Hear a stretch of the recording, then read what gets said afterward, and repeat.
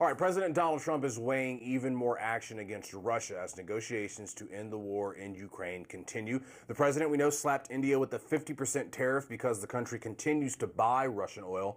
Well, now that the Senate is back, lawmakers are planning to debate legislation that'll cause even more tariff pain to Russia's other trading partners. To fill us in on the latest tariff deals coming out of the White House, we're joined by Sunrise's Trevor Shirley. Good morning to you, Trevor. So these tariffs were part of the sort of tool in Trump's toolkit to bring Vladimir Putin to the table. We know there was some sanctions bills in the Senate that were getting bandied about. Where do things currently stand now with Congress finally back to work? Yeah, so earlier this year, Congress, or the Senate in particular, really decided to hold off on these sanctions because the White House, President Trump, wanted to take the lead on dealing with Russia. We've seen that process play out. We saw the summit in Alaska.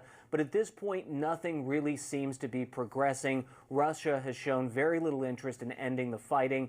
And President Trump has made it clear that he's frustrated. So now we've got this bill in the Senate that may get some traction now that Congress is back. There's at least 85 senators from both parties supporting this. It's being led by Lindsey Graham and Richard Blumenthal, both from different parties, but both aligned on wanting to see these sanctions in place to hopefully force Russia into some kind of end to this fighting. Whether or not that happens, where it goes from here, we'll get a better sense over the next week or two.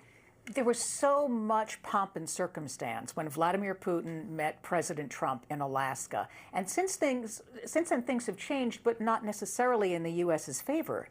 Yeah, over the past few days, we saw that summit between Vladimir Putin, the president of China, President Xi, and Narendra Modi of India, really sending a clear message that these three massive economies, these three powers, are aligning themselves closely with each other. It was sending a clear message to the U.S., really countering U.S. efforts to have influence in that region.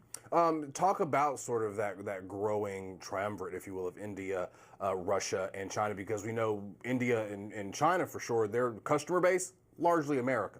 Yeah, that's true. And you are seeing some of that pushback. I think, though, over the weekend we did see that effort by those three countries to say, look, to counter whatever the American effort is at this point.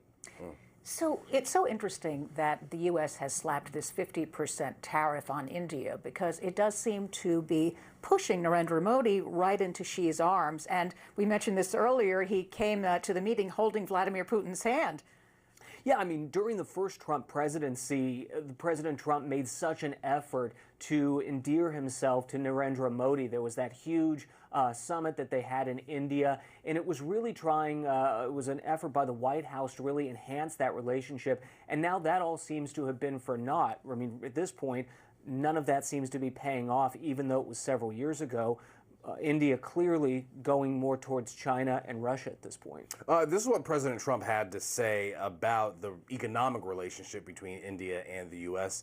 Quote, "It's been a totally one-sided disaster. Also, India buys most of its oil and military products from Russia, very little from the U.S. They have now offered to cut their tariffs to nothing, but it's getting late. They should have done so years ago." Just some simple facts for people to ponder. We mentioned the summit between President Trump and President Putin in Alaska shortly after. Volodymyr Zelensky came to the White House along with several other heads of European states to hopefully reach some sort of path forward on Russia and Ukraine, sort of coming to a ceasefire, peace agreement, what have you. But we know the attacks have continued in Ukraine. So where, if anything, do things stand today? Yeah, I mean, and I think that brings us back to the issue of the sanctions package that the Senate is considering. Russia at this point has shown very little interest or effort to ending the fighting with Ukraine. People continue to die every day. And President Trump has been clear that it frustrates him. So I think you may be seeing the White House ceding a little more control of this conversation over to Congress. We'll get a better sense of where this is going over the next week or two. Just one last thing before we go. I find it so interesting about Modi becoming closer to China because it's not as if these countries haven't had skirmishes up near the Pakistan and China border. Yeah, certainly. I mean, they have their own differences, and I think that speaks volume that these countries that don't necessarily historically get along are now embracing each other and moving forward. A clear message to the U.S. In terms of where it's going. All right, Trevor Shirley, So much, thanks for joining us this morning. We appreciate it.